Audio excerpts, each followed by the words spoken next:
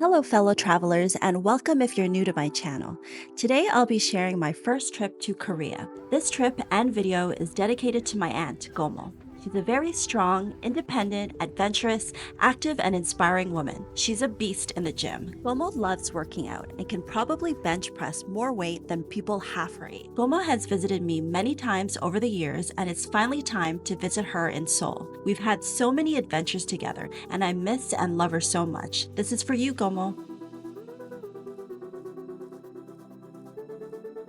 I flew solo on a 15-hour flight from Toronto to Korea on Air Canada. For the first time ever, I was able to fly first class, and for a fraction of the price. Air Canada and Air Canada Rouge offers passengers the chance to bid on a seat upgrade on certain eligible flights, meaning that when you purchase a flight in economy or premium economy, you can make an offer before your flight to upgrade your seat to a higher cabin class. Airlines prefer selling these seats at full fare, but they also rather let them go at a discounted price with bid upgrades instead of flying them empty.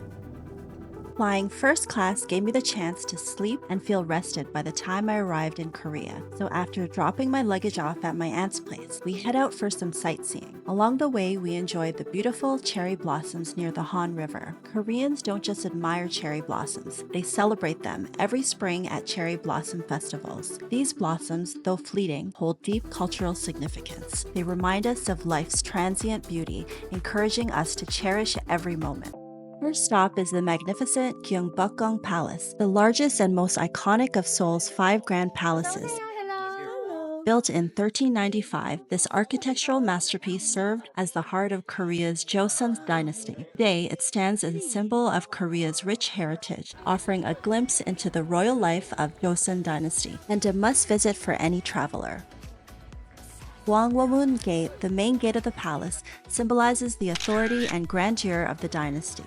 The statues of Hete are the mythical creatures believed to guard against fire and disaster.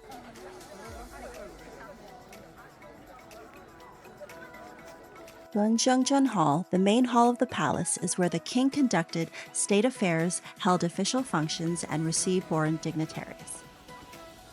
Myeongdong Pavilion and Gyeongwonji Pond is a picturesque pavilion located on an artificial island within a serene pond, connected by a charming wooden bridge. I loved exploring the elegant architecture, beautiful views surrounding the gardens, royal artifacts, and historical exhibits that provide insight into Korea's royal heritage. I have to say, the palace gave me Alchemy of Seoul vibes, one of my favorite period K-dramas.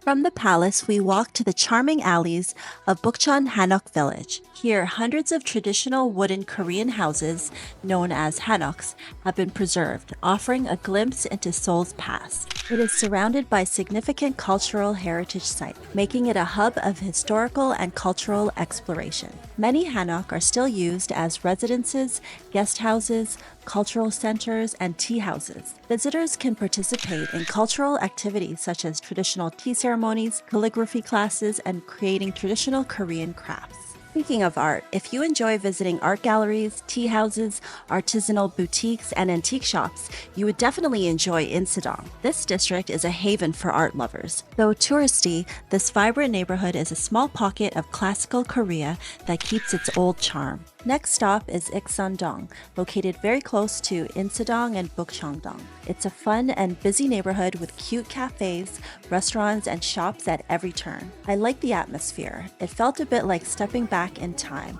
or at least until you enter the cafe and realize the interiors are quite modern. A very seen and be seen kind of place, with customers sitting by the windows watching everyone walk by through the narrow alleyways.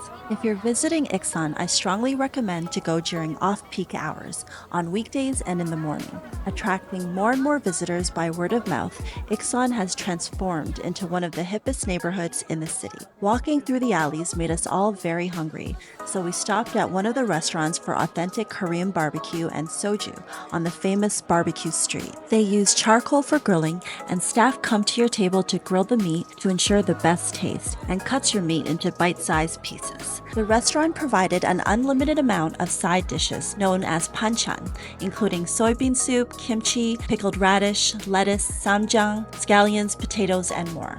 The meal was delicious. You can't go wrong with K-barbecue.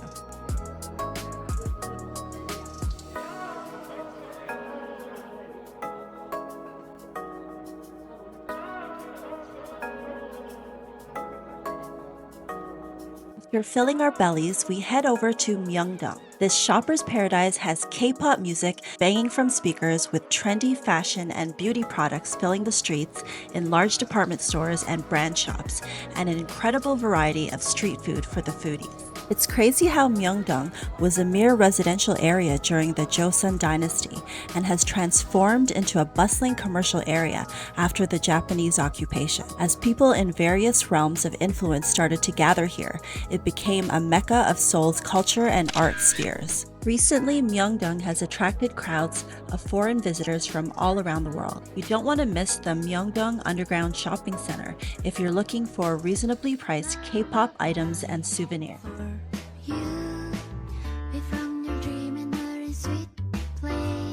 It's day 2 and we're all attending our niece Susie's wedding in Seoul. A fun fact in Korean culture is how we address relatives and friends. Korean family terms are very important, which is good to know for travelers and may come in handy if you're meeting Korean-speaking friends and other locals. Koreans often use titles instead of names to show respect, and these family terms demonstrate the social and family hierarchy. My nephews are supposed to call me Kunoma. However, being from Canada, they've often called me Big Mama, which is the literal translation.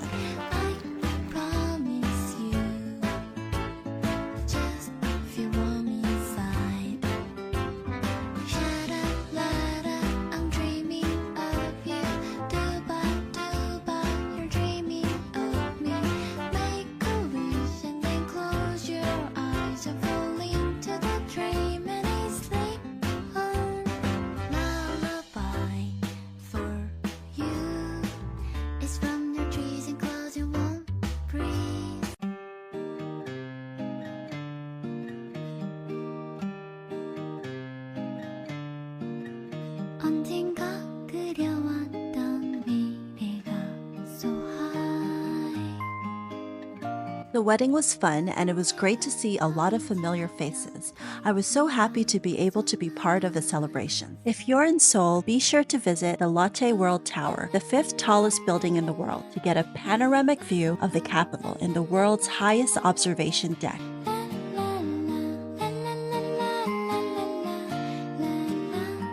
Escape the city buzz and try something different, we visited the Gwangmyeong Cave, formerly known as the Seohyung Mine, which was then the largest metal mine in the metropolitan area and produced gold, zinc, and other minerals for 60 years. The mine was shut down in 1972 for 40 years due to environmental contamination. Gwangmyeong Cave was opened to the public in August 2011 after it was purchased by Gwangmyeong City. Since opening to the public, it has hosted many events such as screenings, concerts, fashion shows, and exhibitions.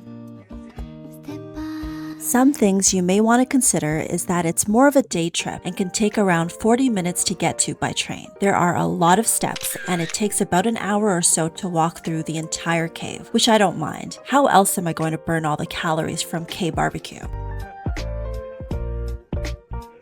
Gwangmyeong Cave is considered one of the best themed cave parks in South Korea, so if you have some extra time on your trip, you may want to consider visiting. They also hold black light performances every weekend.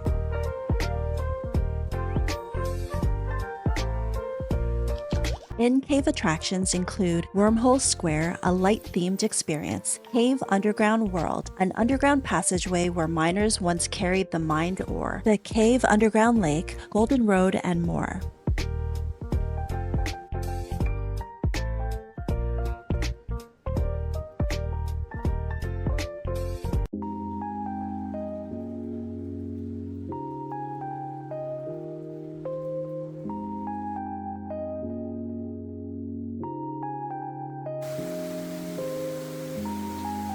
Being a wine lover, I really enjoyed the Wine Cave, where they hold 170 different types of wine from around South Korea. We did wine tasting and brought back a couple of our favorites.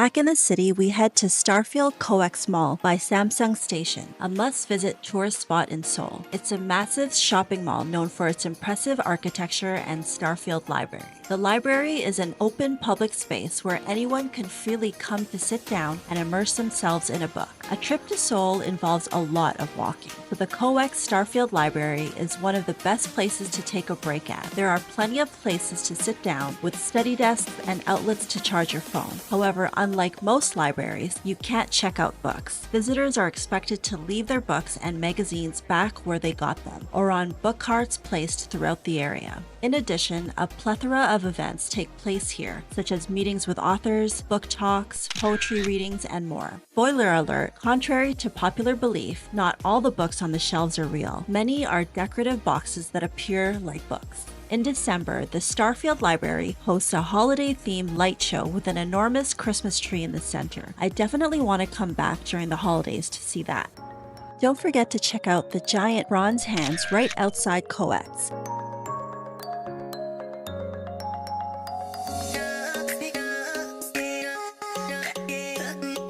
Hongdae is one of my favorite areas to hang out in Seoul. It's near the art college Hongik University and is a very popular hangout for local youths and tourists. This hipster hotspot is a pedestrian-friendly cultural space with a unique, free-spirited vibe, with amateur busking performances, lots of bars, cafes and restaurants, art markets, street murals, galleries, photo booths, karaoke bars, and clubs. We just had to try the famous Korean fried chicken, which I've been craving after watching my favorite K-drama Crash Landing on You.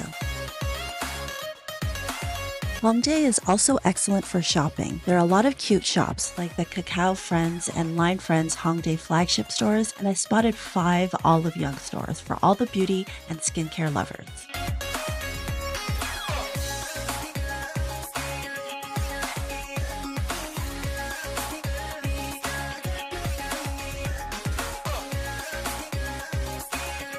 I hope my 5-day journey has inspired you to experience the magic of Seoul for yourself. Seoul is one of the most buzzing and exciting cities in Asia, and I loved every moment of my time here. It's a fascinating mix of cutting-edge technology and ancient tradition. This fusion of past and present is evident everywhere, from music, arts, and food to technology, pop culture, youth subcultures, and fashion. So explore its hidden alleys, savor its world-famous cuisine, and create your own unforgettable memories. Thanks for watching, and happy travels.